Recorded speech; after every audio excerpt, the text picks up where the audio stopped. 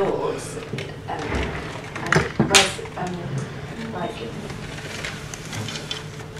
so it's not like visual over here and acoustic over here with leotard, because he's with the figure, there's visuality in that, and he's complexifying what's going on there.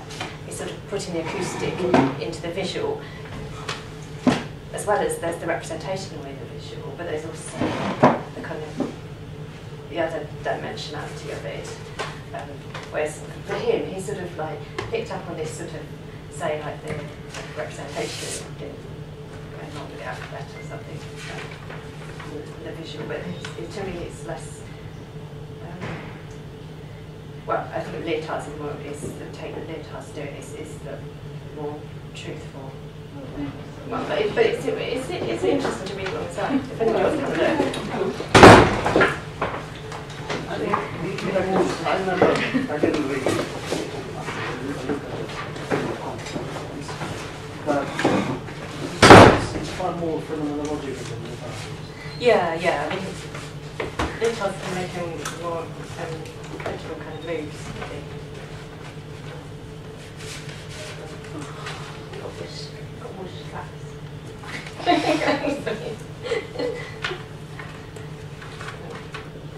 But yeah, I've just got to this bit where it's calling this. Well, anyway, the thing with the laws, it's like kind of want to move away from laws. Well, he's sort of reinstalling laws with this. But they're not as critical. Apologies for being slightly late. From a meeting. There you go. Anyway, is this going to be our group today? Do you think anybody else is joining us? I know Lisa's not coming. Lisa's not coming, and I know that, what's her name? Jacqueline isn't coming. So here we are. Hello, welcome here. Have you started in a real sense? Oh, what, talking or reading? No, the PhD. Oh, sorry. I'm signed up. The enrollment thing, as an email, I did send Jane an email, so she said the enrollment is still sort of scheduled for February. I should be sending something. Oh, okay. So Oh, I see. if I wasn't sending something, so. And you don't have to do the PG cert till next year, right? That's my understanding at the moment. So. Okay. Good. Great. Have a nice, tight, small, but lovable group. Okay. I sent an email around to everybody, and only Gianpaolo really responded. I responded. Did you? Yes, not immediately, but probably within a week. Oh, I didn't get that. When? Asking what you wanted to read. Oh, yes, we all made already. Yeah. Oh, you've all made decisions. Yes. Excellent. Okay. I see. Excellent. Well done. I wasn't sure. Got the tomb. The tomb. Oh, yeah, that's Carry it. I'm not carrying it every week. I agree. I've been carrying this thing back and forth. It's enough to put it back out again. Yeah, I agree. And what about yourself? Did you have the same? Yeah, I started on marketing side. I just presume that's where we were going from. There's that where I'm starting that one. What about you, Mark? The others tends to be different. Yeah, that's fine. I will try and pick this up as soon as I That's more sophisticated. That's a good or bad thing, I'm not sure. Have you started reading the pre-word lectures? I started, but I haven't made a good start. I mean, do you think that it's different than the identity difference? I'm reading the introduction and the bit after. I think it's a context. I think it'd be good to read this one, yeah. I think it would be, but I just want to make sure there. And what about you, Samira? Did you have a chance to look at everything? I didn't receive it. Oh, why didn't get this email? It's so bizarre. Anyway, I certainly didn't get any emails back, so I was thinking I was unloved. Sorry. That's right. You still don't receive the emails from the group, and that's fine. Ah. I Okay. sent it to the BCU. Yeah, that's the right one. Yeah. I got the one about the electrical something you just sent in. Yeah, that's Yeah. Okay. Happy New Year. yes. Yep. I hope everybody had a relatively relaxing one or something concerning that. What I would like to do, if possible, is first make a couple of announcements and then just put this desk off, and then see how to proceed. for this. The whole, Daniel, by the way, has finished, which is fantastic. Yep, and he will viva in May, end of May. He has got a couple of little things to do on his draft, but it's wonderful. But he couldn't make it today because he's having a nervous breakdown, basically, because we just finished. So he sends his love. I think Hannah is coming back, but I'm not sure when she's actually coming back. So that's as far as I know at the moment. Does anybody know anybody else? And Gianpaolo had to work today, so he sends his apologies. So basically the core group is coming down to you people, plus conceivably Daniel and conceivably Gianpaolo. That's, and conceivably Chris Pullman, who has yet to show up on a regular basis. So are you okay, as a result, meeting every week? Or is that still, is that okay with you? Yeah. And did you see that there was that box? Oh yes, sorry, I've only just realised it got delivered here, so yeah. We were on the hunt for them, we thought they disappeared. Oh, so after we do a little bit of the lecture, or maybe before, I would like to show you the room upstairs where you now have, you can park yourselves. We're in the middle of transforming it into a PhD reading room and postdoc reading room. But there's a keypad to get into it. And what's going to happen with it, it's directly above here. A section of it is going to be a sound lab, basically a media lab, which if someone's actually practicing on the lab, they will be using headphones. But it's in order for your own work to be able to incorporate anything that's media and digital that you wouldn't have in this space, that kind of thing. On Mondays and Fridays, I'm not here, and so people are welcome to use this as their home, as a library. But if you take anything out, obviously you have to sign out for it and let me know, in case I'm looking for it going, where's my book? I need to do it. Next week, I have taken, I'm not going to be able to give the lecture, so we're going to meet the week thereafter. So next week is not happening, just so you know. I'm sorry about that. I have another meeting that I couldn't change. Okay. So, shall we look at the room after we figure out what's happening here? Or do you want to do it beforehand? Later? Okay. And you are applying for here, but you're also applying for other places. I sent some from place. Yes. So that's fine. So they don't have a supervisor that I'm looking for. I just sent it because I was so mad that why Henry doesn't fill the application form, and that's why we just... Let me make a comment about being angry about forms. The one thing that I have found that is consistent with every university I've been a part of, whether it's Russell Group, whether it's a privately endowed environment, or you're kind of a state run or whatever they call these things, a new university environment, they're just unbelievable with forms. And not everybody is not like No, they are. Everywhere is like this. It might not be exactly like this, but it's some other version. You know, Greenwich was unbelievable. They lost people's applications at least 4 or 5 times before they would even contemplate. They lost them. It was just incredible. You know, that Henry hasn't responded, don't take that as anything bad. Because A, people have responded and there's no problem, but also because people really are a little overworked here, I have to say. There's kind of that scenario. But if you're ever having anger issues about things that I might be able to intervene on, like for example forms, let me know. I can't intervene on all of them, but some of them I can actually have some sort of input on. So, very rare. But have you found it better in other places? No, I told you there is no supervisor. Actually, I read the... No, I meant in terms of forms. You know, in terms of people responding to forms. It's really amazing. No, it's totally amazing to me.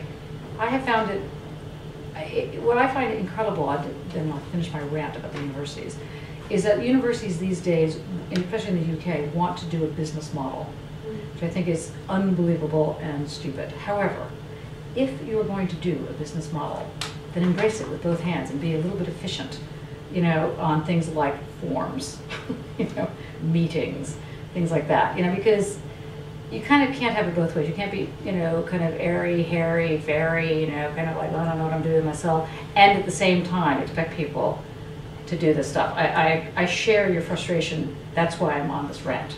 Okay, so I do share the frustration in It nature. also exists on a country level. I found some papers online coming from Serbia or Croatia or somewhere, where they're worried about the business model coming in per se, not the fact that we've already got it. Yeah, yeah. But they were worried about bad management speak from the kickoff. It's quite funny. I'll send it to you. Quite Yeah. interesting paper. Well, that's great. You know, and same with Germany. It's, I mean, believe it or not, the German model, you know, it's still free to go do your PhD in Germany and in Austria. So in case you're looking, so like for example, the Vienna School of Art, it's 17 pounds a year to do your PhD. Now, okay, you do have to move to Vienna, so there's that. But Vienna is not exactly an uninteresting place. So it's just frustrating and scary what's happening to higher education in, first of all, in England, and second of all, in Western Europe, most of it. Very frustrating. And they're trying to bring in the US model like that really works. I don't know why people think that works. I mean, it's just totally shocking. Anyway, can I finish my rant on this one? Anything else? Okay. Here's what I would like to slightly revise how we do the PhD, because I'm not convinced that people like, I mean, it means a lot to me that the four of you, plus Mark, but Mark has already got his PhD, get something out of this that's going to consolidate your PhD, and in your case, consolidate a book. Yes, I want everyone to have nervous breakdowns, not just me. Okay, and I think that we've got to think through this seminar in a way that is going to not be an extra burden, but is going to be something that is going to help you really think through the projects. So what I'd like to do, one, is suggest a model. Two is suggest the path, and then have what they call postpartum, which I think is an unfortunate term, for last semester to see what went right and what went wrong. So we can like make sure that we get a better handle on things. I'd first like to thank Grace for all the insanity and hard work you've done, putting all those seminars up. It's been very important. People have really appreciated that, and I want you to know that that hasn't gone unnoticed. You know, yeah, no, but it's tough, and it was, you did a great job.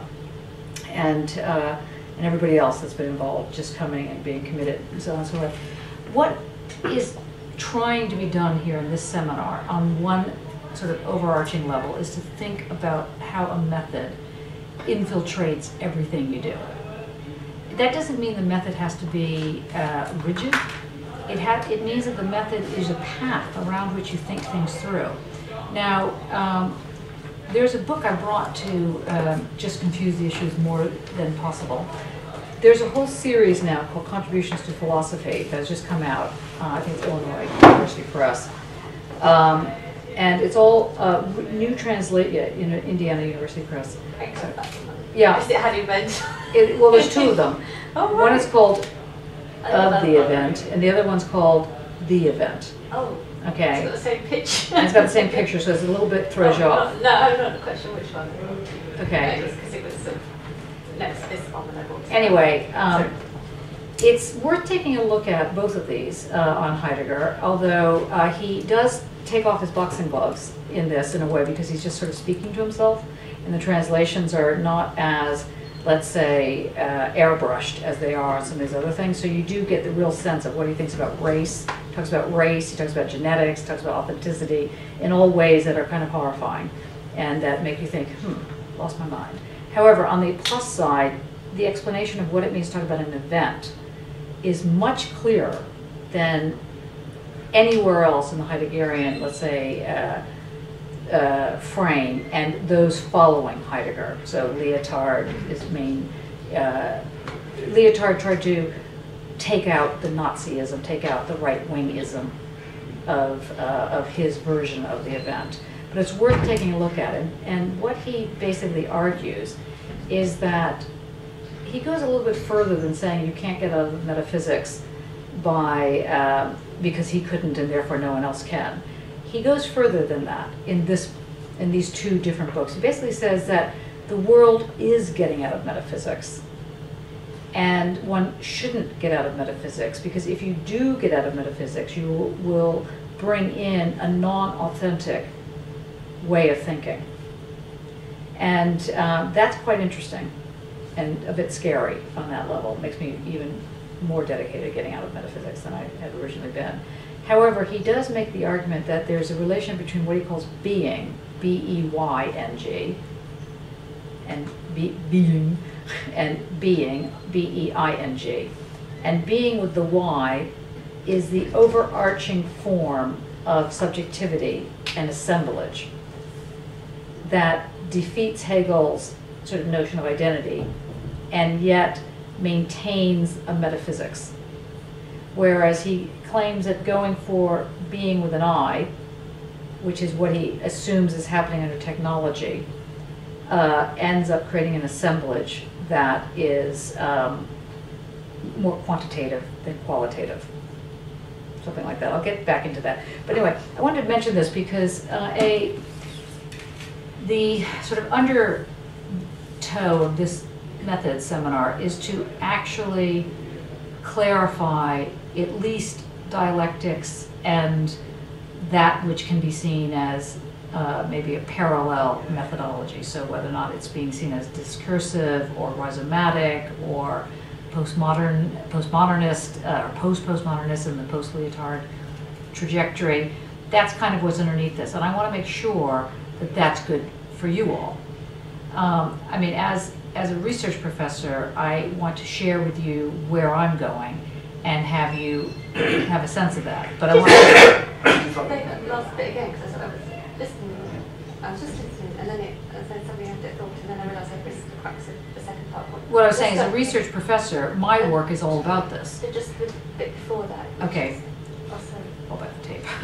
I don't know what I said. Oh, okay. Before that. It was about the dialectics. Well, dialectics and rhizomatic and discursive parallel. They're not like one after the other, and they're not to replace each other. Sometimes you might. I mean, maybe we go back to some sort of Kantian moment where you pick two different strands in order to deal with the whole picture. I'm not sure, but that's what I'm working on, and that's what I wanted to present to you all. Now, I've been spending a lot of time with the Arcades project over the last few years, and I thought it was time to bring it to the seminar. In particular, the section on photography in the very end of the thing, but not just that. So one of the things I wanted to ask you to do is for next meeting, which could be, you can always come here, you know, I don't have to be here, but for the next meeting, I'm assuming that you will maybe take a break and then come the week thereafter. If you can go through the Arcades project and see where your interests coincide, then we can have a better kind of, I can have a better sense of how to field this.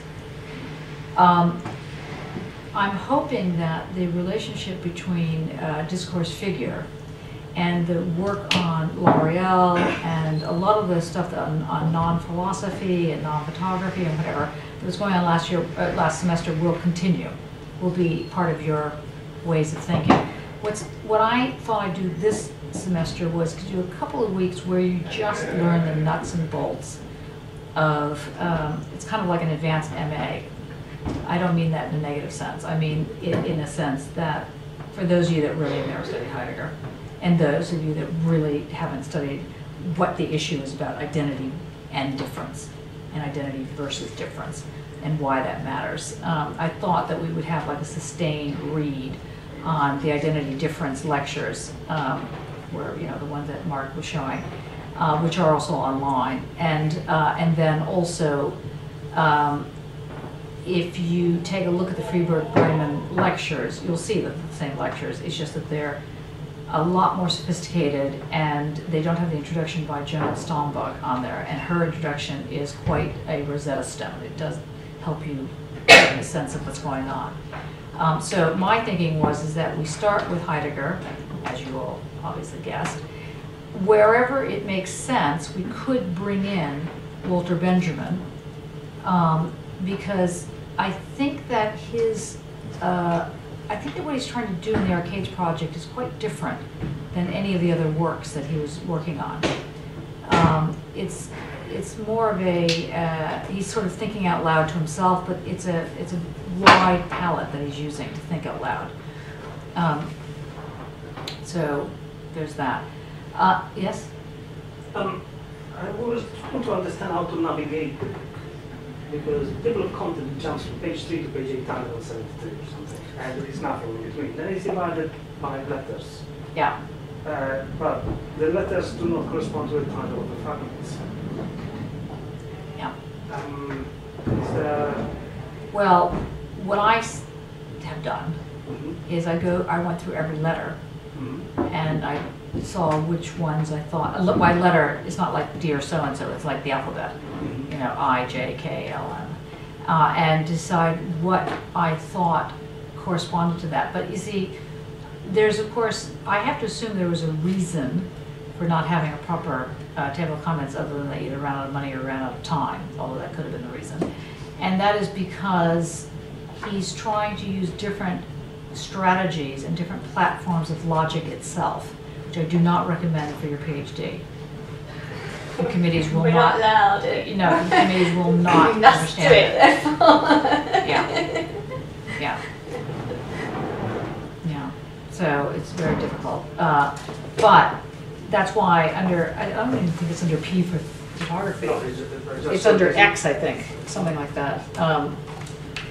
The one on photography is in the very back. just after marks. It's just, yeah. Yeah. I mean, you know, where is the one on photography?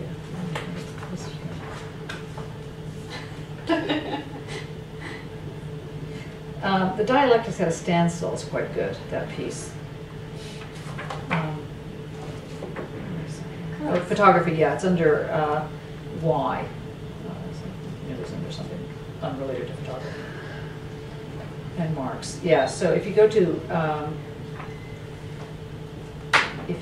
Y, which is on page 6 something. 674. Yeah, 674. It may be the right place to start. But this kind of arcades project is sort of not dissimilar to Deleuze and Guattari's 1,000 Plateaus. They're coming in, they have a table of contents, but it doesn't really mean anything, because it just means you can find it easier. But it doesn't give you any sense of a logic. And there is no sense of a logic in this sense either. So my guess is that it's something you are required to dip in and out. You're forced to dip in and out of this, and that itself is a kind of method. Again, I'm not saying that it necessarily works. Now, the reason it's called arcades, or the reason we played around with that, is because architecturally, there's an argument going on that every society has its ideology and its position embedded in the architecture that it presents, and that was first put forward as a position by Victor Hugo in the Hunchback of Notre Dame. And so it wasn't even put back as a literary, I mean, it wasn't put in a philosophical remark, it was put in a literary remark, saying that, that the printing press, according to Victor Hugo, killed architecture. That's his argument. And that from the birth of Gutenberg's printing press onward has been a decline in architecture, which is kind of an interesting argument anyway. But be that as it may, what was happening in Paris was that a lot of the train stations were getting these see-through glass paneling that were arcades, and that had shops along them. And so you could get this sort of sense, a different form of how capital and capitalism was reinstituting itself by this kind of very playful, sort of dandy, flaneur type of feel to it. And that's what he's interested in. He's interested in understanding how one becomes this flaneur, how capitalism helps. So that's what's playing itself out on the pages of this project. Now, in order to grasp that level of things, I still think Heidegger is helpful. I have no idea what this rings. Hello? Rachel, I'm in a seminar right now. Yes. Can I talk to you in about 2 hours? Okay. That's okay. Bye. Sorry. Anyway, I'm not saying that Heidegger is the only game in time, I don't believe that, but he seems to be at least a prequel to the move that talks about how surfaces and images and ways in which one constructs coherent systems that don't have grounds can make sense, can operate. That's why we go to Heidegger. That's the only reason that I can think of. And then it moves from that into something like, and this was the second suggestion, to move into Stenger's work or Shapiro's work on thinking without criteria. That is to say, either that book or Stenger's book on Whitehead. And Whitehead is an old-fashioned philosopher who was into the sciences. And so this may or may not bear fruit for us. I'm not saying it will. But again, it's attempting to bring in, let's say, Higgs boson. I mean, obviously he didn't know about this, but the question of physics, quantum physics, ways in which one understands coherences as movable surfaces that can move with different planes. So with a dialectical analysis, or with kind of conventional ways of talking about politics, you end up having like hierarchies of oppression. For example, being black, woman, Jewish, gay is like a hierarchy of oppressions, and that's the only way you can understand it. It's like who's more oppressed than the other one, you know, like, so if you have 15 of these oppressions, you have the most oppressed scenario, and it's different forms of social agency come out of that. Whereas if there's a different way of understanding how the dimensions of time and space play, then these kind of hierarchies don't exist as such, and they have different forms of identity and making and unmaking of sensibilities. I think there's more of a way of bringing in the senses, and not just sensibility, but the senses literally, smelling, touching, hearing, seeing, and the sexualness of that, which I think is important. So that's what's behind my having suggested these texts. Does that speak to your work? Yes, me directly. So. Okay. Grace, does that? I'm happy with having a more nuts and bolts approach to start with, because I think that's what threw me in the first instance. I had no kind of general knowledge of where it was something I was just kind of thrown in. So having something that is just a basis to then build on is definitely something that I'm appreciative of. Okay, yeah.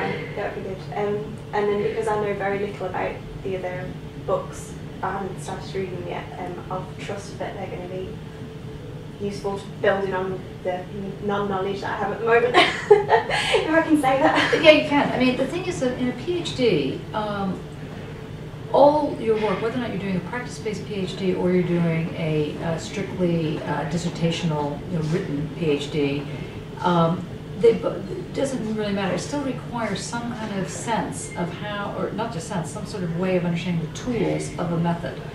And again, I don't mean by method that it's a rigorous shoe that you have to put your foot into, or you put your whole dissertation into. It's something that guides you. And that you need to understand how to be guided by that, so that you know what you're producing actually is an original contribution to the field. And this is why doing a PhD anyway is not the same thing as writing a book. It's not the same thing as doing a project. You are attempting to do an original contribution. In order to do that, you have to have a sense of the field. One of the things I would suggest with all of the newbies here, which is all of you basically, including Mark, I know you're a new newbie, a new postdoc newbie, is that I would recommend that when you think about your thesis, come up with 7 areas that connect to your thesis. Whatever they are, just sit down, get drunk, do whatever you want to come up with them. It doesn't really matter. Just figure out 7 streams that like as though you're thinking about a squid or something, or a mollusk, or a jellyfish, and these like things that come down. And these 7 things that make the body, by the time you finish what would be called your MPhil, which is your 2nd year, you need to be thoroughly conversant in those 7 fields. You need to really get them. So if you think that Kant is behind this, or the question of the analytic of the sublime, or even the sublime, or the uncanny, then you need to know everything that you can think of. All that, you need to sit in the library and find out what makes up, who makes up this thing, what artists are involved, but find 7 of them. In the olden days, these used to be called comprehensives. And then they got rid of them because people got too freaked out, and I understand that, because you start getting, because then you'd have a test, and you'd have to write forever on this test. Are you cold? Please. That's right. If you're okay.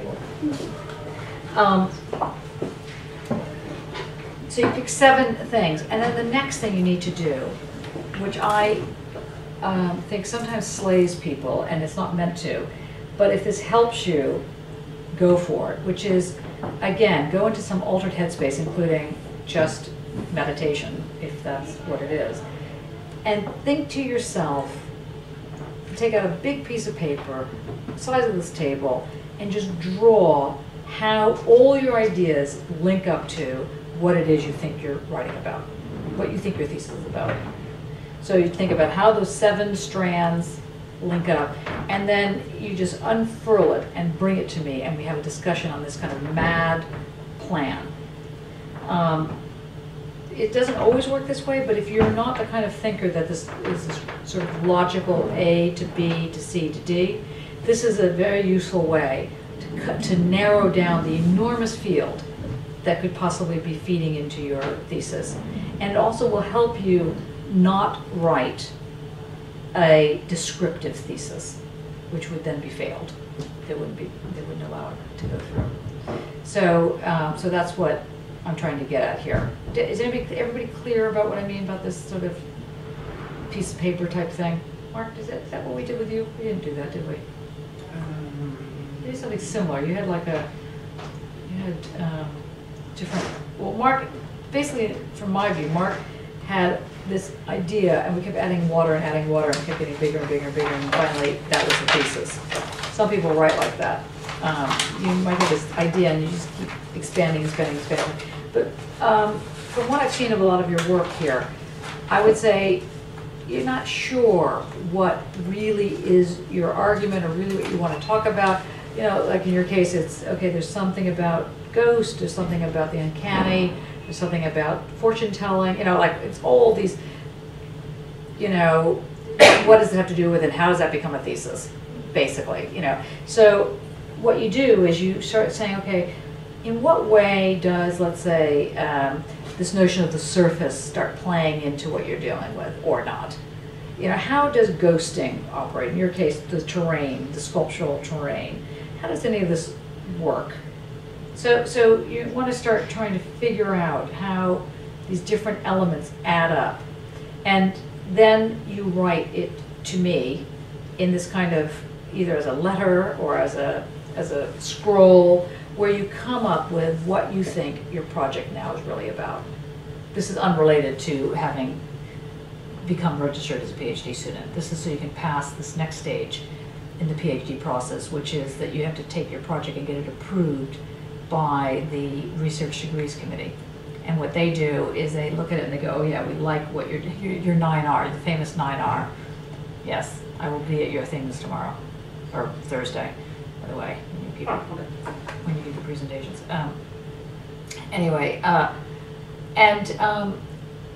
That way, I think you'll be able to begin the process of strictly researching and not researching all over the map and not knowing. You'll get lost, but you won't get quite as lost as you are this year, I think. That's my hope. Questions about that so far? No? Okay. Next. So what I propose is that if you want to meet every week, we'll meet every week. Sorry about next week. You can still meet every week. But what I would propose is that for next time, if everyone could read the question concerning technology. I know that we're not technically doing that, and I didn't even suggest it, but I want you to make sure that you understand what techna is. T-E-C-H-N-E. And the question concerning technology is in this book, but it's also online. You can just get it downloaded. I think on the MA course I've actually got the link to it. And in that, all you need to get a sense of is why there's a thing called framing. What inframing does as opposed to framing. N framing, EN framing. What is a poetic? Why this thing called poetics is absolutely essential to the ingredients of what we're working on. And then, of course, the bigger issue, what does it mean to have a logic of techno or technology? And what does it mean to have an environment that's now, so that would be how we start the seminar. I mean, I'm going to do a little bit today on it, but that's how we would start it. And then the second would be to begin the identity and difference essay by piece by first reading Joan Stalmbog's, I don't pronounce her name, essay, where she explains it, and to connect it with the Freeburg lectures. So when you start, so it's a lot of work, but it'll crack the code for you a little bit, I hope. And what I would like is if, Mattia, could you give sort of a synopsis of the Freiburg lecture? Let's say even the first part of it. Okay, I'm trying to write something for you. So does that mean no? No, I'll do it. It's fine. Okay. It seems there are elements that I don't. Okay, and then if you would mind looking at the question of identity in the identity and difference lectures, but by at least looking at Stalmbog's thing. So the two of you could be sort of talking together. So it's the Freeburg, the first of the two. Yeah. And just to give a general sense of how it operates. And then, Sorry, Freeburg is the second. oh, sorry, Bremen. Sorry, Bremen lecture. Can I just see that because I don't understand. Freeburg one Is the much identity later one? than the difference. It's the principle or something or other Yeah. that's in Freeburg that's also in the other ones. It wasn't what's in the identity difference. Yeah, maybe I'm wrong about that. Yeah, that's right. It's lecture 3, principle of identity. Okay. Lecture 3, principle of identity. It's just a better version, although you're both welcome to read them, you know. And Samira, if you could read the thing on the question concerning technology, and same with you. So the two of you.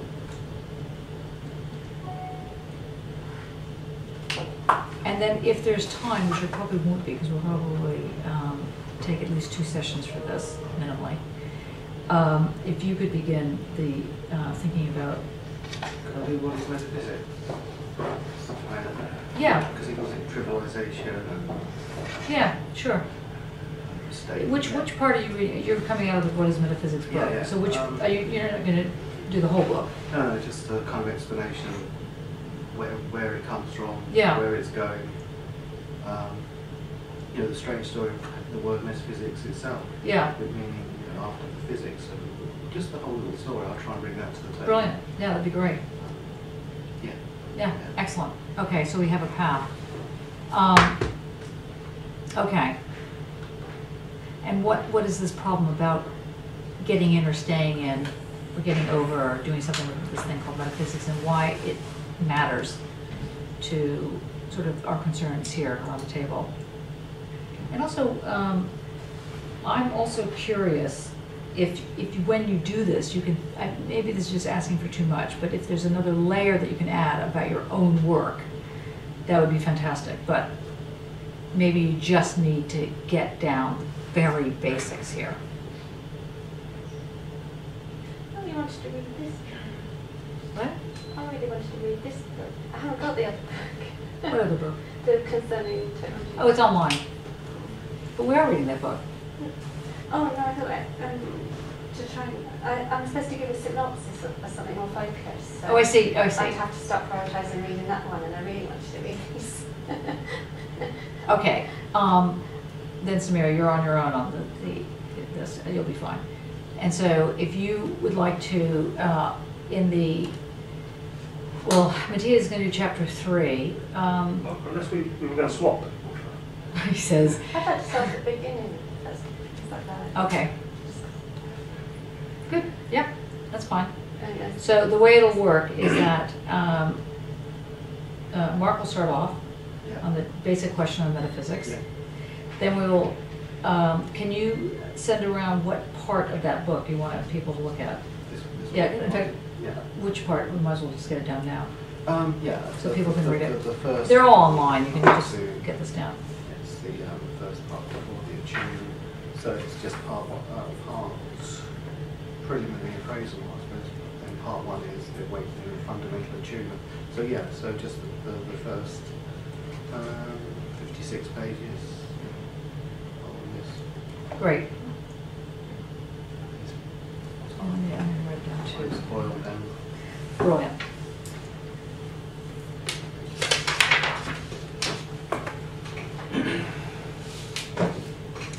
Okay, so, That's what it's meant to be. That's what it's meant to be. no, Analysis. no, Fundamental. fundamental Yeah. concepts of metaphysics. So Who's the translator of that? that's William McNeill and Nicholas Walker. Can you send it around to everybody in an email? Yeah. Yeah, so everybody has the proper Yeah. thing. And I think on Scribd, you can, let's do you know how to use Scribd, everybody? Do you know what Scribd is? No, I think Okay, so. Scribd is where you get all your free books. But in order to use Scribd, you have to upload something, usually, because it's a quid pro quo. So I'll show it to you really quickly, and then we'll go into the lecture. That's one. Here it is. So it's SCRIBD. You can also get stuff out of ARG, AAAAARG. Okay, so now what you do is you go to, let's see what I have here, fundamental. And it's not fuzzy. What's that? Fuzzy. Oh, yeah, right. Fundamental concepts of metaphysics, right? Yeah.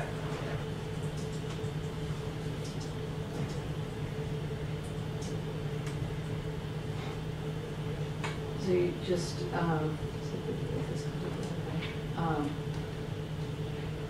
yeah, here it is.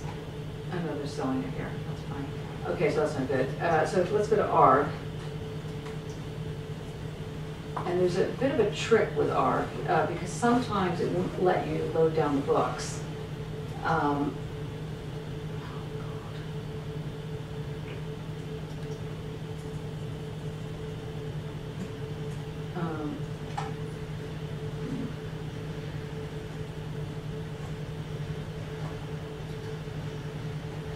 can't remember. Password, wait.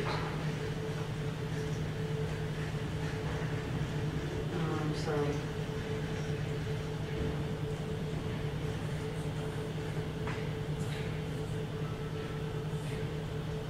Well, maybe this is not the right time to do this. Anyway, the thing is that, I should just do this.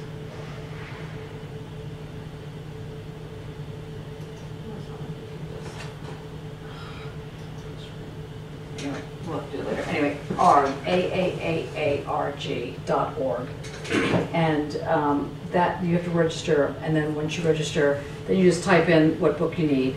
But again, often the links don't work. So what you have to do is take the link, create a whole new page, paste the link on a whole new page, and then it should work. It's like one of the things.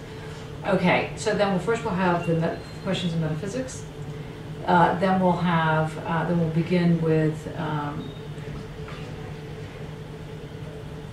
yeah, I'm just trying to think, wasn't that?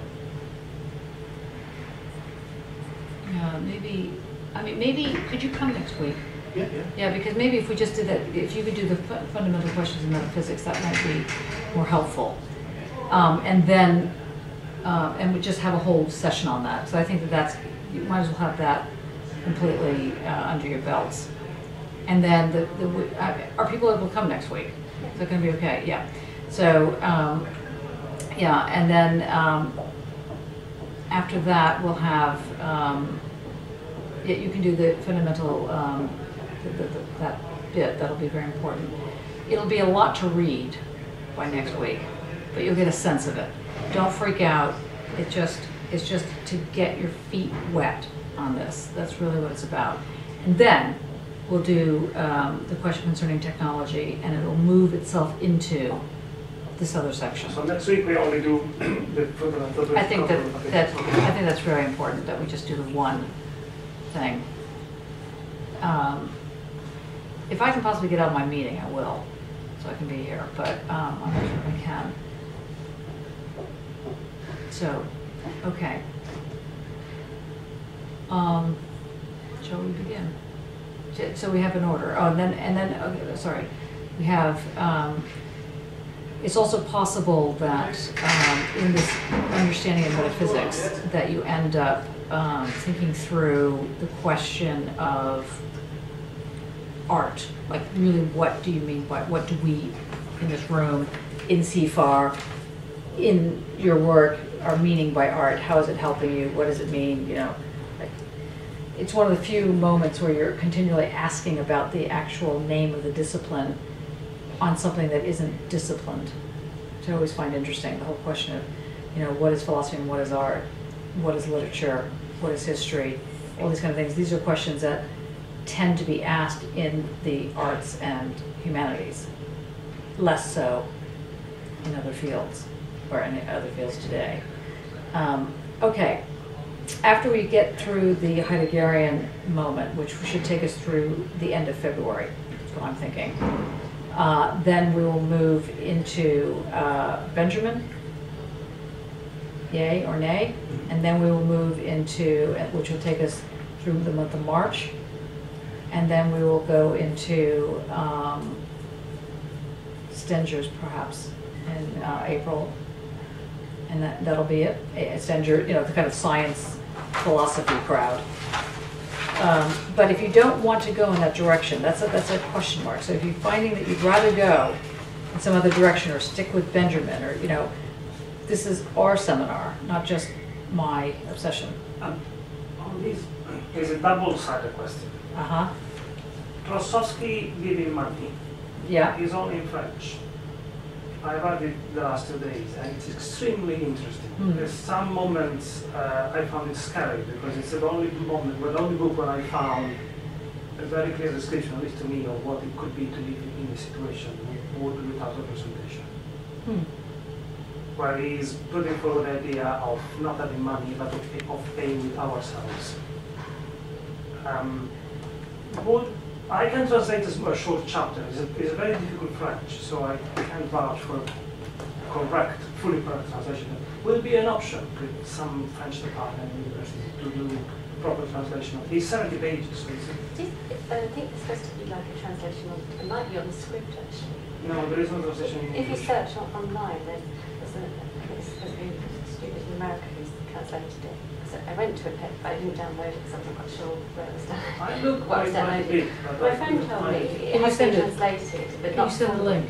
Okay, yeah, I can look for it. Sure. I don't know that it's a good translation. But what I'm worried about is the comment you made about the fact that if you live without representation, it means exchanging your body, and I don't understand why that would be. No, it that would moves mean on that. sad and so forth, and in the end, it's all about economies. Right. And he's discussing the economy of a fabricated object, which is fabricated according to the principle of efficiency, and the simulacrum of desire. And then he puts forward that in the end that the simulacrum of desire is not gratuitous, that's the work. It's the same thing we're seeing in the last chapter we read of Lyotard before Christmas. Yeah. The dream work and the needs to desire and needs to express desire through imagination are being one of the phenomena in which this happens. So it's not gratuitous. I mean, what we could do is, if you want to do that, I mean, I'm just thinking that the last leg of the seminar I'm not happy with, because I think that not anybody in this room except for me possibly yourself, Mattia, is working on this sort of science-y type of thing. I am. But, yeah, I guess you are. Well, the thing is, it's the criticality of notions of event in the arts and sciences. But that's why I'm thinking maybe we should structure it more like like looking at the question of the event. Like really just, rather than looking at Stengers or something like that, we actually look at this thing called the event. Yes. In the last thing, and that would include a move to psychoanalysis. It would include, you know, sadly reading Lacan, which I think is not unimportant, and reading some Derrida. You know, it would include some of the stuff that I normally don't include in the seminar, but I'm thinking maybe you might want to include it so that you have everything under your belt, so you have complete nervous breakdown. But seriously, if you wanted to have like the question of the event, if this, let's say this part of the seminar is now going to be just called the event, and in it we're going to now read technology, you know, we'll read some of these contributions to the event, we can read Leotard's notion of the event, we can go, would that help you? Would that? Anything would help me. I don't feel like that at the moment. I always don't know what I need, so yeah. I just need to. But some of your work is on the uncanny, for example, and the uncanny is often a psychoanalytic concept. It's not always, but usually. Yeah. So would it benefit you to have research in the seminar done on psychoanalysis? Well, yes. Well, then we should have some. So it just seems, that's what I'm saying. I mean, it just seems kind of crazy not to also include something along those lines. It's the cross-reading, isn't it? Like, Did you say cross-reading? Cross-reading of the sort of energetics in the contemporary sciences and in the psychoanalysis. Yes, yes. It's sort of, it's how they mix is what's yes. what I kind of need to do, rather than sort of like being sort of getting really conversive in one and the other. I feel like what I'm looking to something to come out of is how they sort of collide, or like, you know. But you see, this is the question again. This is why I asked you seminar. What are we doing in the seminar? This is what I really want us to figure out today. Are we doing a seminar where you're thinking through, let's say, in this case, the event, and we come at it at various angles, you know, or are we doing something where you can get like more of a nuts and bolts type of thing, like we were saying before, where you're going to do metaphysics. What is metaphysics? You know, then we're going to do, you know, how does one understand this thing called simulacra, identity, difference, you know, this kind of thing, psychoanalytic categories. And they're two very different kinds of seminars. I'm happy to do either one. I would, if I had more time, be happy to give both at another moment in the day, but I don't have that time, unfortunately. So I want to be able to make sure that your theses come to the table as the secret ghost here, as the quiet guest at the table, where you can build your thesis depending on what is being presented here. Not that it's one's thesis being presented here, although you bring your thesis to the table. So the question is, will it be more beneficial for you? And you are it. This is I mean, you're the. I mean, obviously Gianpaolo is coming, and Daniel will be coming, but because Daniel's just finished, so he's in this kind of gray area now. You know, we've got to figure this out. So what do you think? Because if we do what you're suggesting, which is fine and good and fun and also very interesting, then it doesn't mean. Maybe it does. I mean, maybe we can get to. I don't know. Question, Grace. Do you have any thoughts on this? I would prefer the nuts and bolts, but that's only because I'm coming from a point of view where I'm at a loss if I'm just been chucked in with something. But I don't want to infringe on the people who obviously have a basis of understanding and then feel like you can't have the way that you'd like to access it, if you see what I mean. I thought what you suggested about this and this, I thought that, and... But you see, that's nuts and bolts. Oh, well, I'm kind of feel like I need to read this stuff. I'd already bought this in summer to read, but I haven't been able to concentrate on any time with it, so I'm really looking forward to sort of, like, I was thinking I concentrated on this and that one. That's what I was thinking of really concentrating on, really trying to read over these things. See, it's the question of whether or not it's going to be So they have these expressions in academia, which unfortunately, they're getting under my skin, i.e. I'm using them. Things are either fat and short, or long and thin. But in our case, it's going to be fat and long. Okay, so the question is, in the third wing of this, do we have one more building block, which would be psychoanalysis, and then we move to the science type of stuff? I mean, it's interesting to sort of really with what I would be quite interested to sort of like get to grasp on is how like the contemporary sort of like psychoanalysis sort of, and the neurosciences with the scanning, what the contemporary sort of take on that is, because I think it like I had one take on I know it's. Well, I'm just saying, like for example, in Deleuze's The Logic of Senses, he's drawing on Freud. Not to mention Freud drawing on Freud, or Lacan, or Derrida, and this is all Lyotard. They're all drawing on bits of Freud here and there, and on the other hand, should we go that? What do you think, Tia? What's your thinking of this? I am not knowing psychoanalysis well enough to have an opinion. Certainly, if we did that, I think it would be interesting to find, beside Freud and Lacan, the two main names, something that is far more recent. Mm-hmm. Because there must have been development in psychoanalysis in this century. But it seems to me that in all literature we come across, the references are always to the beginning.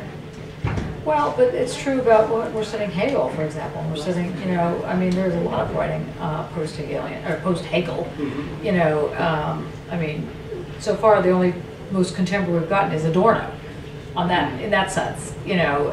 So I can understand your frustration. I just think that I'm just old-fashioned on this level. I think that one has to read the sources. If you've got the people that invented the thing, why not read them? Even if they are a bit, kind of clunky. But it's a question of whether or not one wants to read them. And what's your sense, Samira? What's that? Nuts and bolts. Okay. All right. Well, I've been reading Psychoanalysis over the winter. Oh yeah. Which one? Marcuse, oh yeah. Right. Laplanche. Yeah, Laplanche. The Eden and the Unconscious. Parveen Adams, the poverty of the image, I think it's called. She's an Acadian. Mm-hmm. And also essay by Jameson on the symbolic and the imaginary, which is very helpful, I think. So yeah, as Samira said, the nuts and bolts of psychoanalysis would be very helpful in this sort of to bring to the table every possible can in this ever increasing amount of work. Okay, so we've got two people with their arms crossed. No, I don't want to do it. Okay, so let's say like this. The seminar will go till the photography conference at least. That's the end of May. That's what I'm thinking. So it'll go through, it's not going to end in March. It'll go all the way through till May. So we do have time. We do have fat and long, as opposed to fat and short or long and thin. I think it may be appropriate that there is a nuts and bolts kind of aspect to the seminar.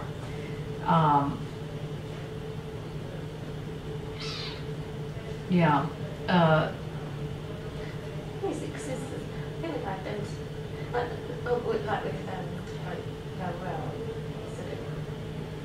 You hated him.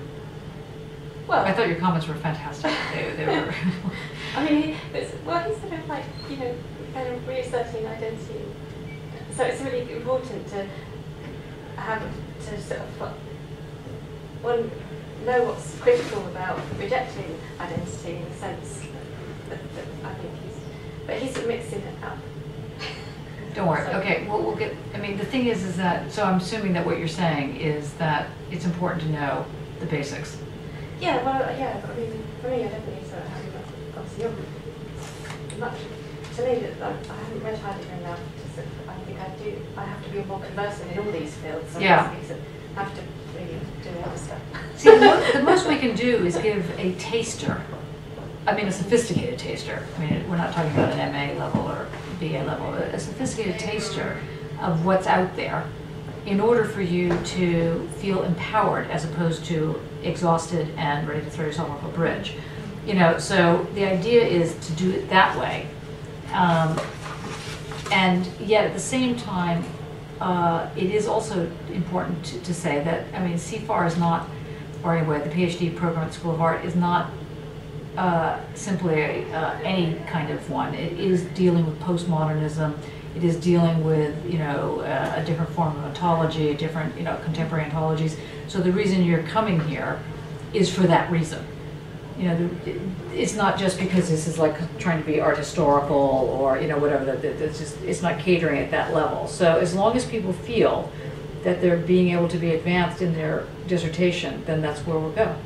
Because I do think that there should be a kind of, after listening to yourself and basically not Mattia, but something around how psychoanalysis figures into this. I think perception is in I read the Vicious Circle one, and I've read Baphomet, which is, I think he's really interesting and latent in charge. It's sort of libidinal economy, massive economy. I think he's on. So why don't we do it like this then? This is just a thought. It's quoting you there, massive economy. Yeah, no, let's do like this. The first sort of up until the end of March will basically be our Heidegger event. The difference between you know, where does Foucault stand on this? You know, so we actually have a sense of where these big players are fitting in. How do you think? Yeah.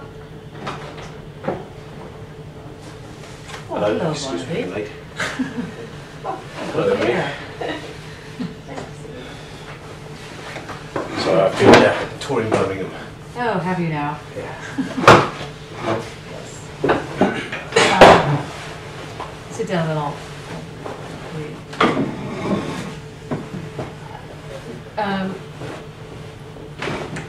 What we're trying to figure out is really what, first of all, Happy New Year, welcome back. Thank you. Same to you. Yes, yeah. Okay, done with that.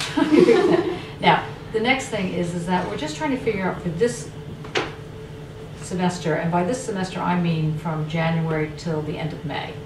That's what I mean by this semester, okay? Because either January to the end of March, or, you know, whenever break is, and then April till the end of May, that kind of thing. What we really need out of the seminar. And basically what has been thought of is that nuts and bolts is more desirable over, let's say, a concept like doing the event or something like that. Okay, so that's the short version. The longer version is that means that, and what I was just going to propose is that for the first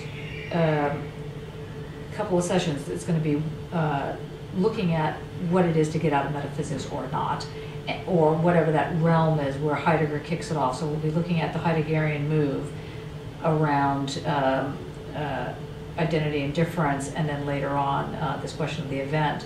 Mark will be doing a thing on what is metaphysics from the Heideggerian move. That'll then shift into what I was hoping it could be Benjamin, but what we could do is it could shift into the Deleuzian moment that connects with sexuality. I think that the problem is that we're trying to think, where does psychoanalysis, should psychoanalysis fit in, not fit in, where's the realm of it, and all the rest of this. So part of the idea here is that we have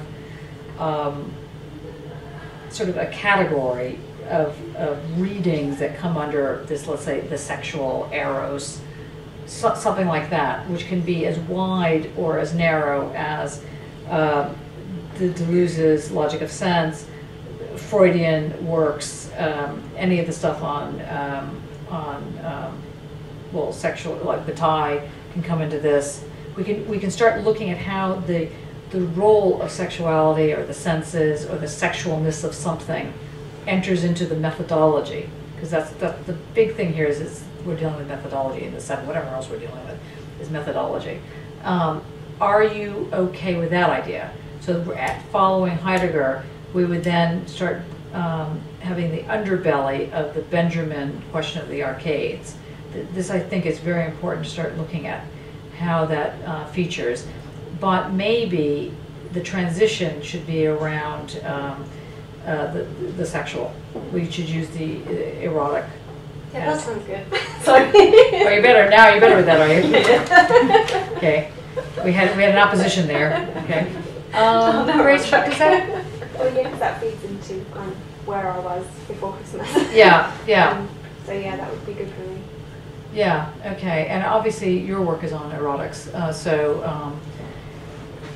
then the question becomes, okay, so let's rethink this again. You know, eventually get to our the first seminar, the first set of seminars would be dealing with what is it about Heidegger that we're dealing with, and why Heidegger becomes the linchpin here.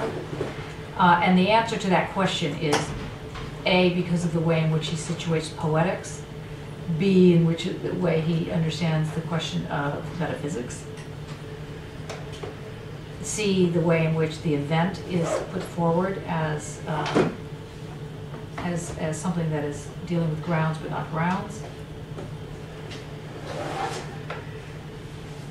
and finally the whole question of how difference. We end up on the question of difference. Once you end up on the question of difference, once this question around identity is resolved in favor of something other than a dialectical move, which is what the Heideggerian suggestion puts out, then we move, then the choices split. They go into Bataille and the question of who's still using dialectics, but it's a very different form of dialectics. We move into back to Lyotard and the question of the way in which the figural comes in. We move into Deleuze on the logic of sense. All of these, Derrida on the question of difference, and all of them would be read through the lens of sexualities, or the sexual, or the sensuous, or the erotic, the obscene, the pornographic, any of that. Where that comes in, excremental philosophy, it moves into that direction, so that the question of difference becomes the kind of direction, as it were, that the seminar is heading, developed over a couple of seminars. Then we move from that into, if difference is the linchpin, then we're going to move into the relationships of excremental, sexualized. Is that a way, to put it slightly differently, the assumption being brought to the table is that psychoanalysis and all things related to the sexual, I'm not talking about psychology of sexual, I'm not talking about that level of it, the way in which the sexual creates difference. It is the kind of the bearer of difference. Like analytically, one can come up with difference by this one route, looking at how it works itself out logically, and then in real time, as it were, you come up with the sexual and the erotic and the pornographic and whatever. In this other field, that becomes from, let's say, the middle of March through to the end of April. Of course, there is a break of Easter, but anyway, something like that. And then we can move into, maybe then we move into the question of arcades and the way in which representation gets blown out of the water, first with Benjamin's questions on, on the arcades project and the photography thing I was suggesting, and different readings in there, and then it moves into something that would have to do with either Stenger's or again Delanda, any of this relation between the genome projects, physics, anything that really completely re-establishes the form of difference and surfaces in a way that we haven't discussed up to now. Does that sound like that's the way you want to go? Yes. Yeah, that sounds important. So you have the line of difference, which is and then we are plugging in Yeah. these various topics or onto us. Well, with the Heideggerian line of difference, because we're not going to, I mean, to use it as the base, as it were. Because we're not going to use like, well, we could go to Husserl, we could go to, you know, it's a wide field, the question of difference. So, but what I'm suggesting here is that if we've got to start somewhere, and since a lot of you are, at least on some level, familiar with identity and difference, then we start with the identity and difference. But yeah. Oh no, I was just thinking with the sort of sexual thing, the sort of the energetics of that sort of, well, and the primary process thing that sort of connects. So, I was just, I think that's more. Oh, sorry, I forgot what I was going to say. I think that's a more important way out of psychedelic. Yeah, I can see. I mean, yeah. So basically, and then we end up on just pure energy. Is that what you're saying? We end up with the Higgs boson. Yeah, that part of it. No, I was nearly going to say something. I don't know.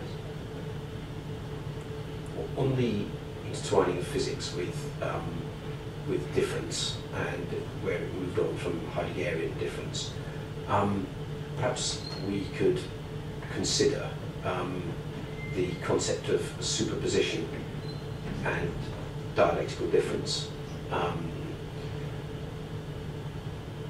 using the idea that using the term superposition from the quantum theory, because it's something that I'm sort of edging towards, or sort of trying to explore in my reading of Tide, that there's this dialecticism, but that in fact there's a total and utter interchangeability between the two positions, and in fact they're both existing in the same place at once, and I think this has I think this is a very potentially very rich seam of ideas, and one that perhaps we can only really examine from this point of time, looking back at this. But I think it has real resonances on things. Who are you looking? Sorry to interrupt, but who are you looking at on that? I mean, you're not actually. Are you actually reading quantum physics right now? No, I'm reading around it. I'm reading quantum physics light. Yeah, yeah. I mean, who's the light that you're reading? But are you reading Griffin or? Yeah, Gribbins. Yeah, Gribbins. Yeah. But I think I might need to, depending on where it goes, I might need to go back and read a bit of Bohr or something like this. Yeah, B-O-H-R. Yeah. Yeah. Yes, I want to.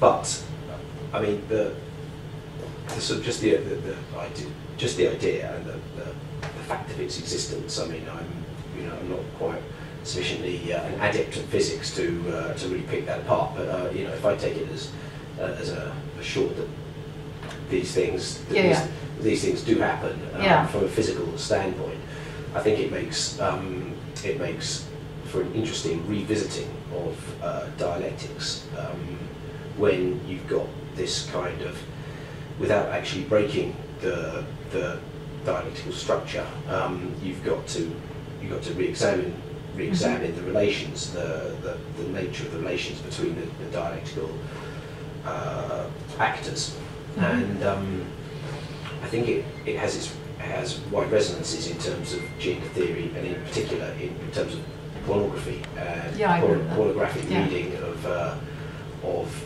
current work, and I think that it's not something that. Okay, so in short, everybody just wants to do sex here. Is that what? Everyone wants sex.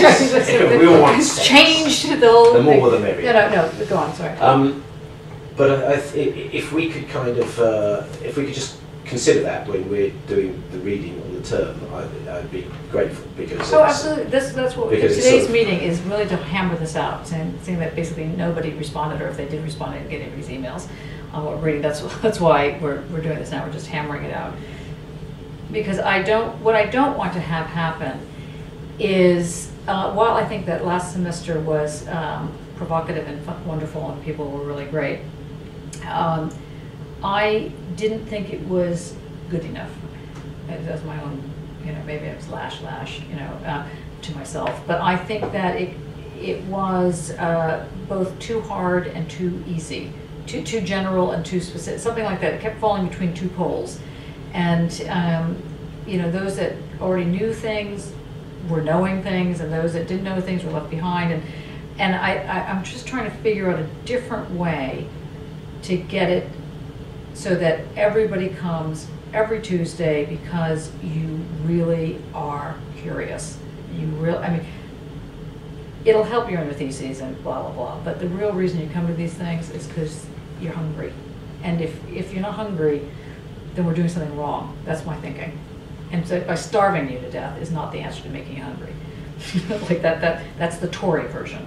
It's like, oh, you want to be hungry? Here, have no food. So I'm just trying to think how we can do this, and I think we might have hit on it because the PhD research, it's a PhD research method seminar. This is why I'm giving this research method seminar, because we need to think through really methods in the background of your thesis. But I just can't bear what normally passes as methods courses in PhD institutions. They're just scary, as we won't go in there. But that's not even at the PhD level. I mean, like, there's a thing called KISS, which is very big in certainly the Russell groups, and they're bringing it in here, which is kind of like an advanced version of this PG Cert dip thing that you guys have to do. It's still very basic. It's like, on Monday it's discourse theory, and on Tuesday it's dialectics, and on Wednesday it's something else, and it's just like you don't get it. So what we're trying to do here is, I think we want to crack it. We'll have a kind of a nuts and bolts thing driven by this obsession with the question of how difference energizes erotically, sensuously, psychically, and then what that means in terms of thinking, I don't know, into different dimensions, different questions of space and time. Does that sound, Grace, is that leaving you behind, or is that like speaking to you? No, it sounds like it'll be good. It sounds like it'll help you. Samira, will it help you? Will it help you? Yes. Can we? Now! It's far more up my alley in this case. With this slant. Can it lead, at least principle, to the concept of Anna, which has been sort of yes, about, but we never. Yes, I think this animal materialism is really like key to sort of. Yes, I just have to finish my dirty theory book so that we actually I'll talk about it. Yeah, I think that's exactly where it ends up. It's precisely where it ends up. That's sort of my little project. But I mean, this is always the thing. I mean, I feel very dedicated to you guys as sharing my research with you. I think that's really key to making these things. I mean, she says very modestly, I think it's key to making it work. But it is key in the sense of keeping me interested. So one of the things that we could conceivably do is that if this really works, we could actually have a little write-up of it at the end and have a little come out as a thesis. You could actually be the second journal. Something like that. Anyway, so let me get this straight now. Rather than what we were originally thinking, we are now going to basically think about how difference moves into play via a Heideggerian method that gets then sort of recuperated and rethought by erotics.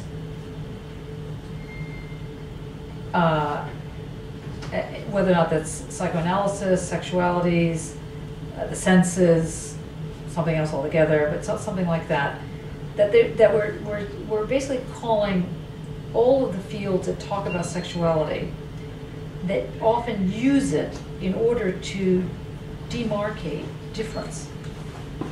That's what I'm thinking, that's what I'm hearing from this discussion. I'm not sure if I agree with that, but that's what I'm hearing from this. And that would then open up a way to rethink, like you're talking about the superpositionality, dialectics, quantum dialectics, or I don't know, something that we can come up with as a term, something that is neither this kind of discursive thing that's going on, but on the other hand isn't some other form of the dialectics we've been dealing with. And then that would then lead to a sort of a rethink around different forms of the psychoanalytic canon, as it were. And that would then go into sort of a move with Derrida, Lacan, and Bataille, and a couple of people, how do you say his first name? Kozlowski. Kozlowski, yeah. He's got a very interesting book that he wrote many years ago.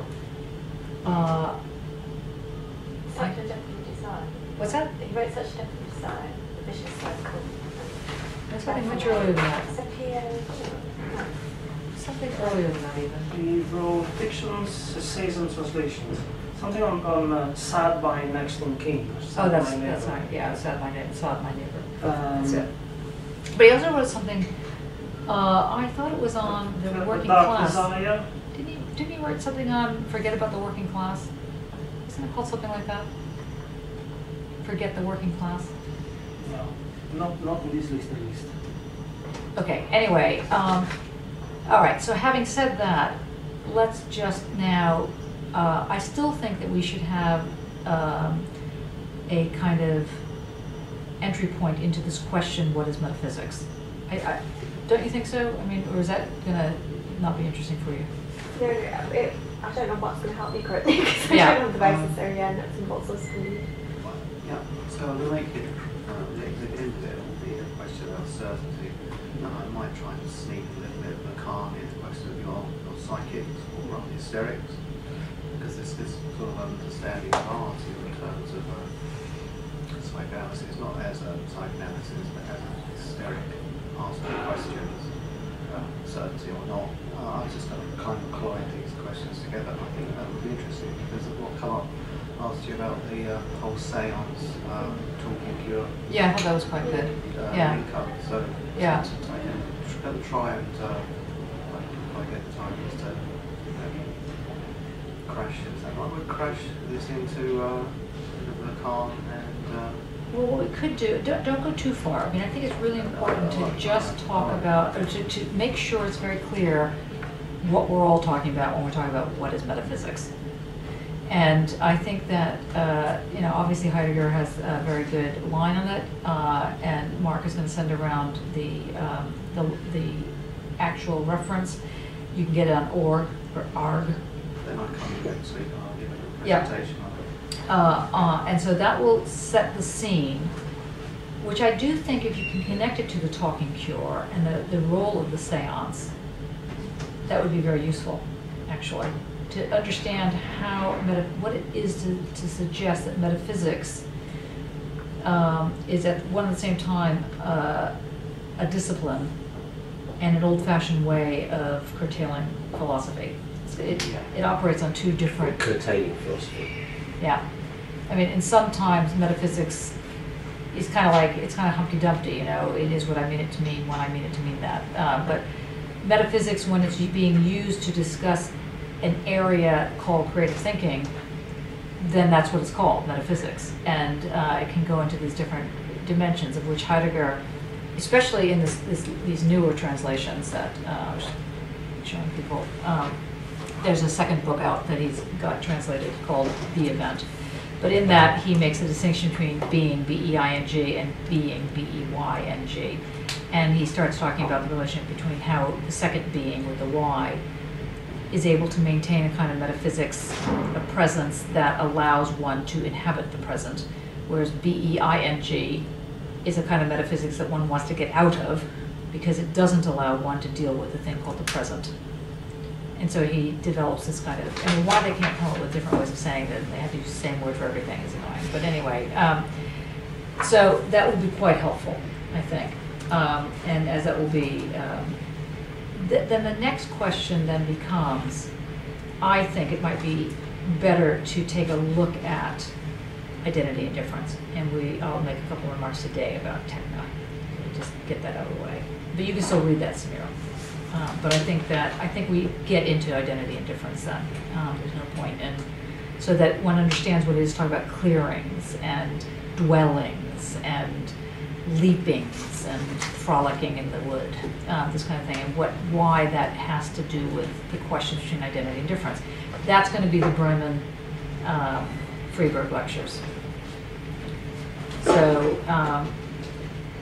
one of you could take the, well, actually I still think you should do the identity lecture of identity. They're kind of the same, it's just that the identity lecture, like I said, is less complex, only in the sense that he is more explanatory about it than he is in the Freiburg. But the Freiburg lectures, or the Bremen lectures, are more sophisticated, blah, blah, blah. Anyway, you'll do the Bremen lecture? Yes, the identity chapter. The identity chapter, and you will concentrate on the beginning of that. Yeah, I'll start this and try and Right. bring something. So what we're going to try and do the second Tuesday of this month is that we'll do the question of identity. So the first Tuesday, so next Tuesday is metaphysics.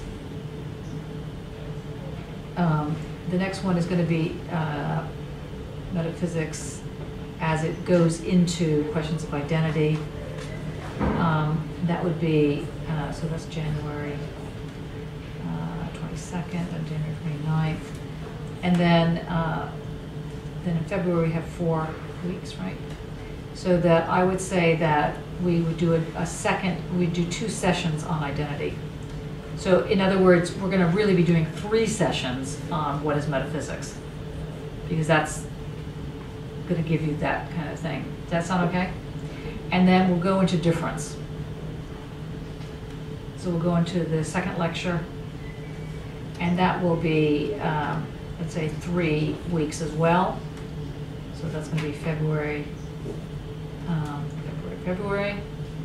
And then at the last of the February, the last month of February, I wouldn't mind looking at difference.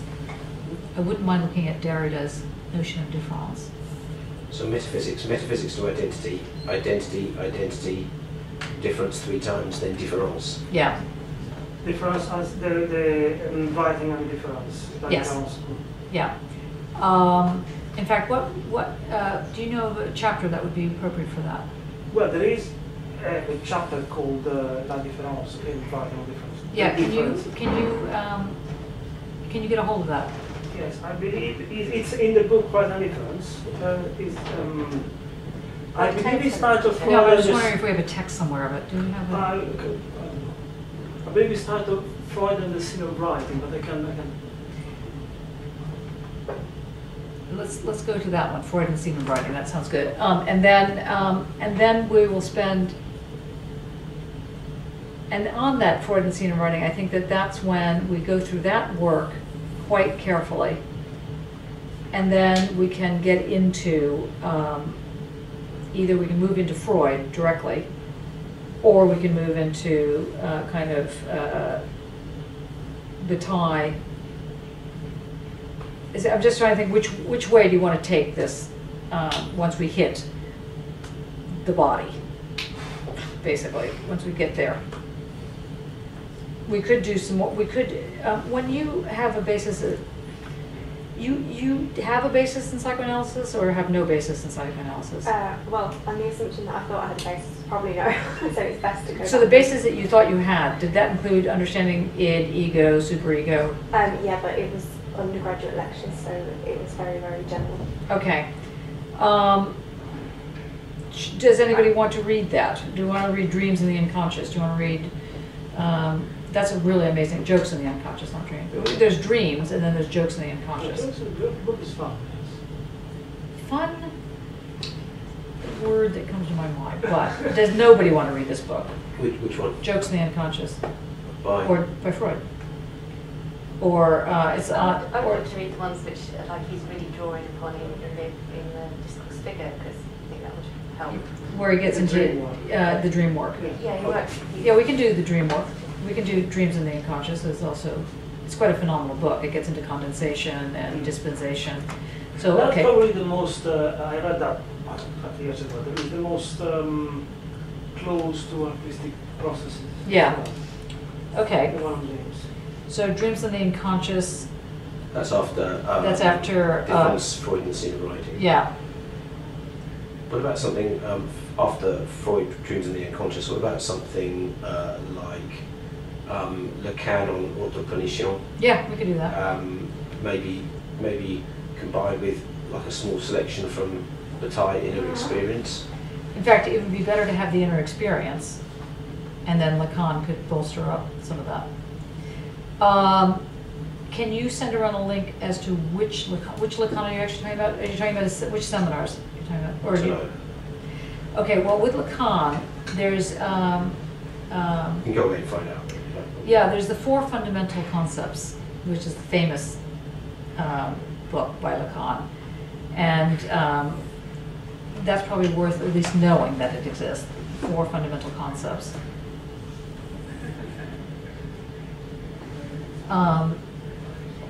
But then one of the important seminars of his is called the quilting point. The quilting point. And it's on psychosis and how one sets up psychically nodal points that that Deleuze gets into. It's a psychic, the quilting point is what it's called. Very famous essay. That sounds a bit like Kristeva. In fact, it is exactly like Kristeva. In fact, there's a little discussion about whether or not that's so much like Kristeva that which one came first. Right. Okay. It's all very interdictine, that group. In fact, we could do some Kristeva in this little section. But that's a bit broad right now. What we've got, and then of the Bataille, which you want to do inner experience? Well, yeah, not the whole thing, but I mean, I think that there are kind of. You don't want to do general economy?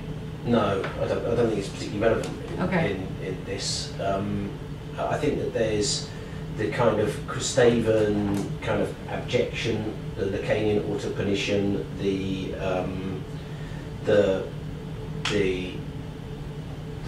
sort of toughness of Bataille, the kind of what's the word? The failure to communicate, the inadequacy, basically, inadequacy for Bataille. Okay. And I think that all those things, I think this is where Lacan, it's worth taking a look at, having another look at it.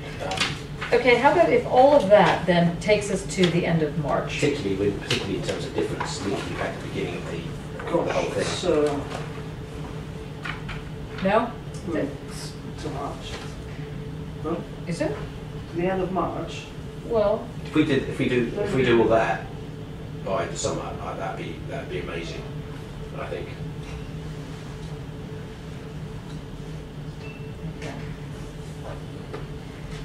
okay. Well, I want to get you in here.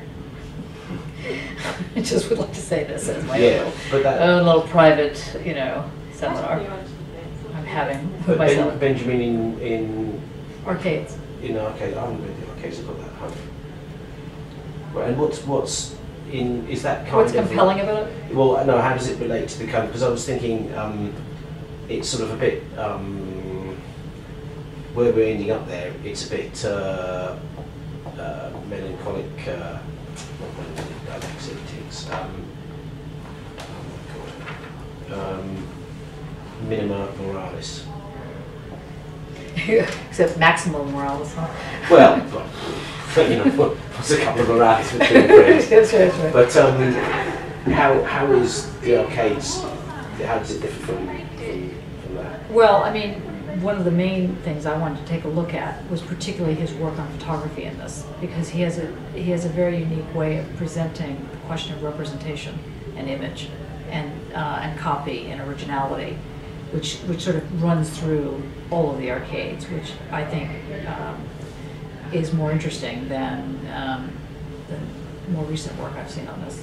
It could be interesting to kind of to tease out that all that Kristeva, Lacan, Bataille, and the Arcades project in terms of to look at it all in terms of teasing out the notion of difference and only look at. I need to know why I'm rejecting the time. You need to know why you're rejecting the time before you it even can't make the begun. mark. Okay. Sorry, it's not But, intuition. I mean, from what you said on the when we say when we touch on photography, where we were leaching through psychoanalysis at that time, we shift the concept of difference. Alright, we look at the other side of the same coin, which is economy, and then that fits. I mean, it is a bit of an acrobatic move. That's a we good are idea. making, but- Okay. Then difference as economy. And in that, we could do libidinal economy. So we could move out of the Lacan quilting point Kristeva moment and get into libidinal economy and the tensor. Yeah, I need to look at some. It's a while since I really read that book. And also the thing about, sorry to interrupt there, but the thing about libidinal economy is that it is, like I was saying in one of the seminars, it's his fuck you book to everybody. He's angry, he hated the world, and the world hated him, blah, blah, blah. And I think that he does a tiny bit of a disservice to Freud in this, certainly to some others, but I think his work on Nicomachean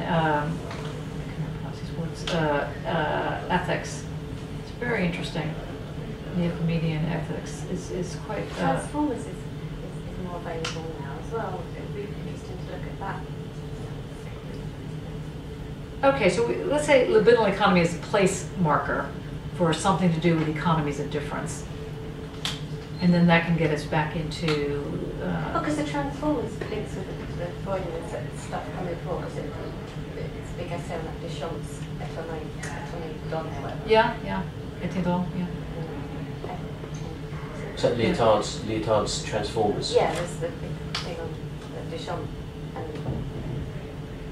And then we could end up dead. We'd be so tired. And we'd end up in the famous question of, Higgs boson, quantum physics, that form of the energetics of difference. Or not. Yeah. Let's see if we can get this far. How about that? Yeah, but we never did this much. Not even in India. But it's fine. I mean, what's the worst that could happen? We don't get through it, right? Do it again next year. That's right. And again, until you're Start from the back end. That's right. Okay, let's try this again. Let's just make sure. Okay, so for the next couple of sessions, we know kind of what's up. And then we will go back to, so we'll have, okay. So next week is January 22nd, then we have the 29th, that's the end of January. Then how many weeks are in February? 4, right? 4 Tuesdays are in February. So the 4 Tuesdays that are in February are going to be starting off with a question of difference twice, and then we'll move into You had the first 2 weeks in February is identity. right. And then difference for 2 weeks. No. Next week Metaphysics to is metaphysics. Oh, I see. Then the 29th, metaphysics to identity. Then 2 weeks of identity. Then No, 2 weeks of difference. well, you had then 2 weeks of difference. No, I was wrong. Right, so you scrapping the 2 weeks of identity. That's right. I think we need 2 weeks of identity, but I think next week is metaphysics. The following week is identity. You had metaphysics to identity. But they're all metaphysics to identity. They're all because they're all Heideggerian. That's what I mean by that. Is it's the Heideggerian take on identity and difference for 5 weeks.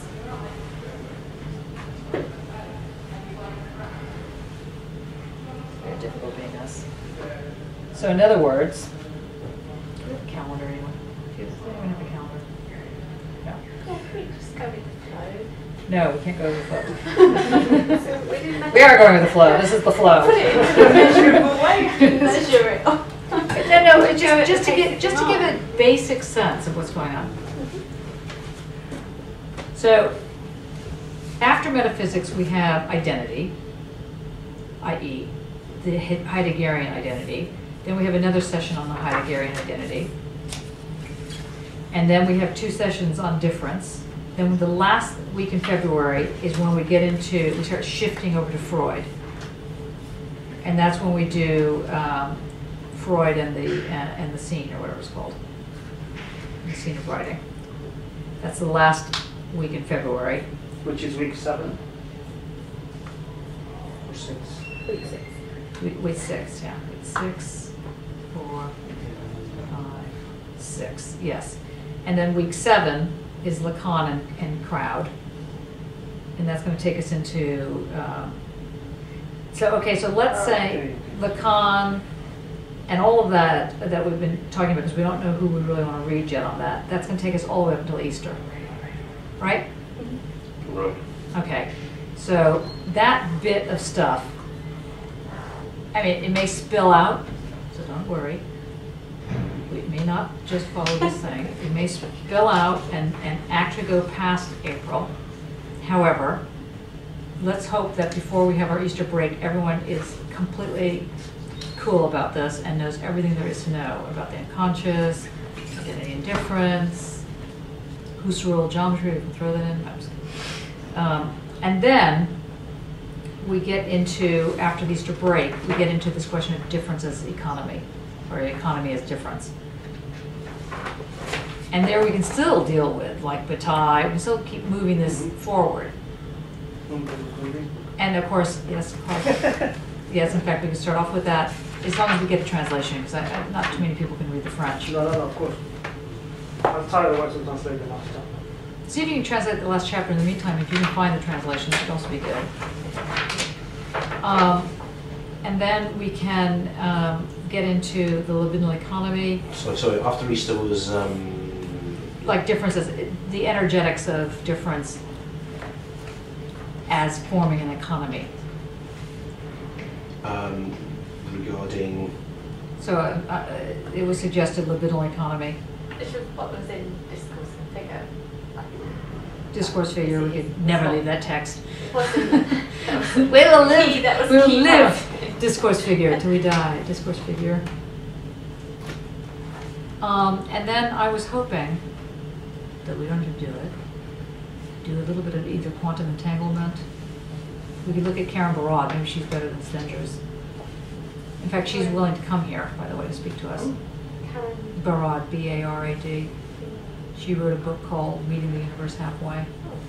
And in it is the whole thing. I think we have it here somewhere. We have it here.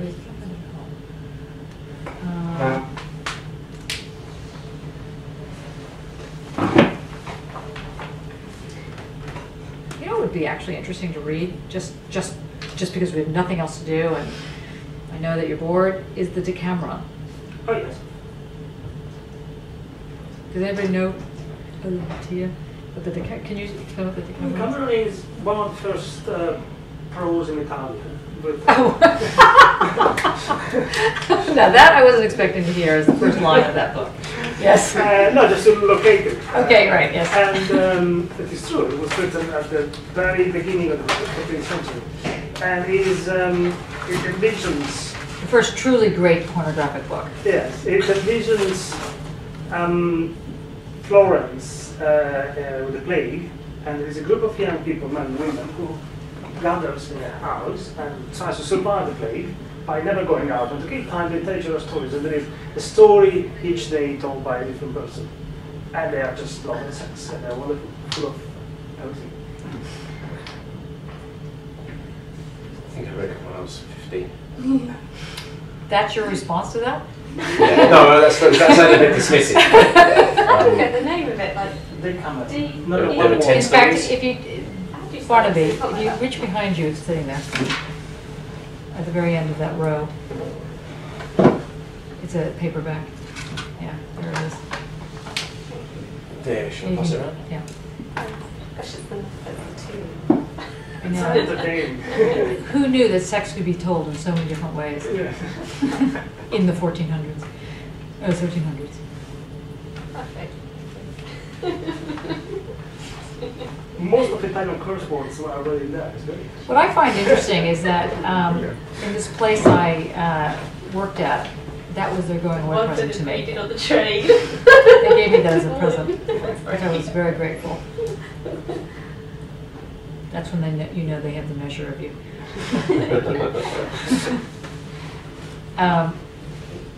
Okay, so we can throw the Decameron in every now and then. It's really worth reading. It's kind of like what is it? The Thousand Nights? No, that's not. Yeah, 1,001 Nights. 1001 Nights. I knew it wasn't 1,000 Nights. It's 1001 Nights. Canterbury Tales. Canterbury Tales. You can just, there's pretty much, well, this is a bit more wild than Canterbury Tales, which is hard to imagine. Or even the 120 Days of Sodom. This beats that. I think it beats 120 Days of Sodom. As it were. Okay. See what I do in my spare time. Okay, great. There you go. Okay, so do we have a plan? Are we agreement of the, because this is our plan. Are you glad about this plan? Because honestly, it is meant for your theses and your book.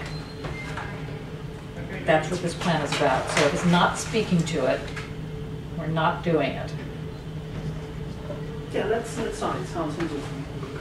Okay. I like that we're not going to end up in divorce. Okay. Feel better? I like that we are ending up in the libidinal economy, because I think that's probably the best book I think I've ever read. Wow, that's good. I'm sitting down on my saddle. Yeah, no, that's excellent. But yeah, no, I like that we can read Lacan without going, well, Guattarian. Yes. Well, yes. And the other thing that could be interesting about this little move, I kind of like this myself, is that right now, philosophically and aesthetically, there's a big move either back to speculative realism, or some kind of realism, or there's a move to the use of science in a way that I think privileges or hypostatizes what art could be. It sort of takes art as this thing and just inserts it into the sciences, and I think that's a bit of a problem. So it's kind of, this could conceivably be fun. This could actually work. Okay, good. All right, now, the next thing I want to do is, how are we doing for time? I do want to take you to the room upstairs. Lock you in. That'll be it. But what I'd like to suggest before, if we could, maybe we should go to the room and then we do the lecture. I don't know what, because I'm not sure what. It's going to be a very tiny thing. I just want to talk about Techna, basically.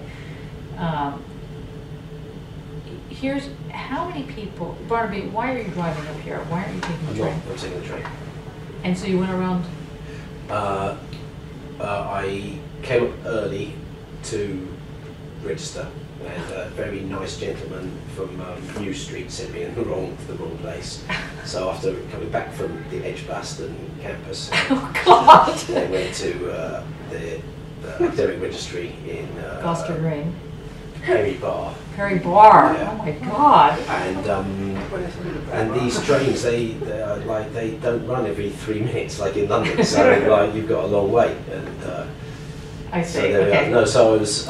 It hasn't been a very good day. I forgot my rail card, so I had to pay an extra £30. Oh my My God! glasses have fallen apart, so and my phone's died. So Okay. How come, like, so it wasn't a group registration, is it? Because otherwise I should. no, I still have not registered for the course, or I should not. I have not. I am not registered on the course, but that's. I'll tell you that afterwards. It's not very interesting. Anyway, like I was telling you about forms. Okay, we start off by the Yeah, insanity yeah. forms. Well, what I'd like to say is that make sure that does everyone have a student card? So they can go back and forth on the train for £4.95, you know that? I have one, Okay. and I do. Okay, good. Do you have it? Well, you're a CFAR person, so we could register you. Yeah. You need to get pictures. Everybody else? Okay, great. Okay. What I'd like to do actually is take you upstairs to see the room, and then we'll do this. Now, the reason I was asking you about your day, it's not just to have a general comment. I think it's very important that we take over the room upstairs for as many days as possible. I think you have to sleep in it, but I think that because in this environment, in this time, possession is 9/10 of the law, and if you're not using it, it will not remain with us.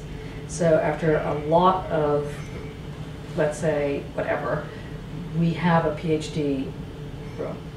And it is our room, and it is meant for you to be there, to do things there, to do your work there. At the moment, it looks like a complete disaster area, but I want to show it to you because there'll be the computers. I need to know whether or not there's some MacBooks there that are old ones, but if you need a MacBook that you can use and you have nothing, then this is better than nothing, so et cetera, et cetera. So I want to show you what's up there, give you the general code to the thing. Well, I'm not going to do that yet because I'm going to change the code anyway, well, and show you what's happening so that you have a sense of how to deal with it, and make sure that you are aware of the studio environment so that we have, you know, a kick-ass PhD program. I mean, I just want it to be just happening. So that just means, I know that the London contingent, you're counted as the London contingent. Anybody that travels up for one day and goes back is considered the London contingent. But anybody else, if you can possibly be there when you're not wanting to be in your studio, that would be great. I think it's really important. It'll open up formally in about 2 months because we'll have all the equipment in there and stuff like that. So shall we go take a look at it? And yes, Steve, you'll see.